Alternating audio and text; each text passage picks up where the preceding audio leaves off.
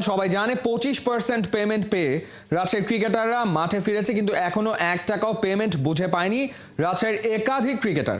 1 টাকাও পারিশ্রমিক না পেয়ে ম্যাচ খেলে যাচ্ছেন তারা। বিসিবি পরিচালক আকরাম খান বলছেন, এমনটা হলে বিপিএল নিয়ে দেশি বিদেশি ক্রিকেটাররা আস্থা হারাবে, বিপিএল এর ইমেজ নষ্ট হবে। এদিকে বিসিবিতে স্ট্যান্ডিং কমিটি নিয়ে অনেক পরিচালকের মতো ধোঁয়াশায় আকরাম খানও।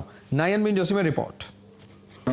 আপনি তো একটা সময় অপারেশনস কমিটির চেয়ারম্যান ছিলেন, এখন আসলে অপারেশনসটা দেখছে মানে একদম সবকিছু কর্ম সবকিছু কে দেখছেন? আকরাম খানের ওই মুচকি হাসিতেই উত্তর লুকিয়ে। পরিচালক হয়েও জানেন না বোর্ডের হৃৎপিণ্ড বলা হয় যে ডিপার্টমেন্টকে, সেই অপারেশনস কমিটি চলছে কিভাবে বা কোন প্রক্রিয়াতে।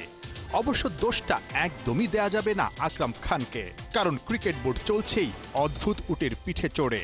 নতুন বাংলাদেশে ক্রিকেট বোর্ডের প্রায় 4.5 মাস পার হতে চলল, অথচ ফারুক আহমেদের বোর্ডে জোড়া তালি দিয়ে চলছে স্ট্যান্ডিং কমিটি।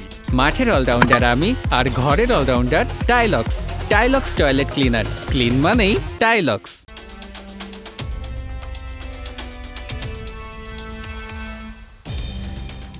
ক্রিকেট বোর্ডে আবার প্রেসিডেন্ট ফারুক আহমেদ আর পরিচালক নাজমুল আবেদিন ফাহিমের দ্বন্দ্ব কিংবা দূরত্ব চরমে।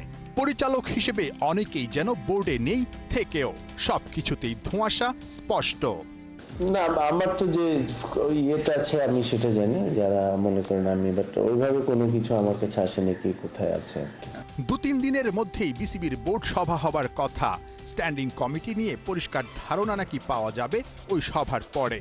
এই ইস্যুতে সমাধান মিললেও বিপিএল এ পেমেন্ট ইস্যুতে বোর্ড কি সহসা কোনো সমাধানে পৌঁছাতে পারছে?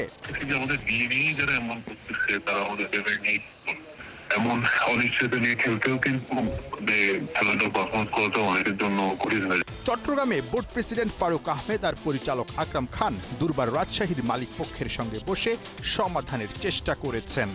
সবাই জানে 25% পেমেন্ট বুঝে পেয়ে ক্রিকেটাররা মাঠে ফিরেছে, কিন্তু খেলাযোগ জেনেছে রাজশাহীর বেশ কয়েকজন ক্রিকেটার এখনো 1 টাকাও পেমেন্ট বুঝে পায়নি। সাথে দৈনিক ভাতাও প্রায় 15 দিনের বেশি বাকি। পাওনা খুঁজতে গিয়ে হতে হচ্ছে হয়রানি। কোনো সমাধান কি করতে পারবে বিসিবি? যদি টাকা না দেন, এটা কিন্তু আসলে সত্যি কথা বলতে কি, এটা শুধু কোনো টিমের এফেক্ট হবে না, এটা কিন্তু বাংলাদেশ ইমেজটা কিন্তু নষ্ট হবে। যেহেতু আপনার এটা ইন্টারন্যাশনালি নিউজ হয়, আপনার ভালো প্লেয়ারকে পেতে হলে কিন্তু আপনার আমাদের কিছু অ্যাডভান্টেজ আছে, যেমন আমাদের প্রচুর দর্শক হয়, আমাদের এক্সপোজার অনেক বেশি আপনার খেলার, কিন্তু এই ধরনের যদি ঘটনা ঘটে তাহলে কিন্তু বাংলাদেশে কিন্তু ভালো প্লেয়াররা খেলতে আসবে না।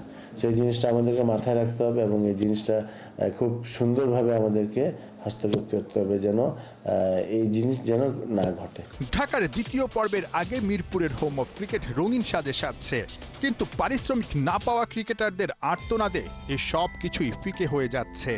বিসিবি কি পারবে এবারের বিপিএল কে কলঙ্কমুক্ত করতে? নাহিয়ান বিন জসিম, 71।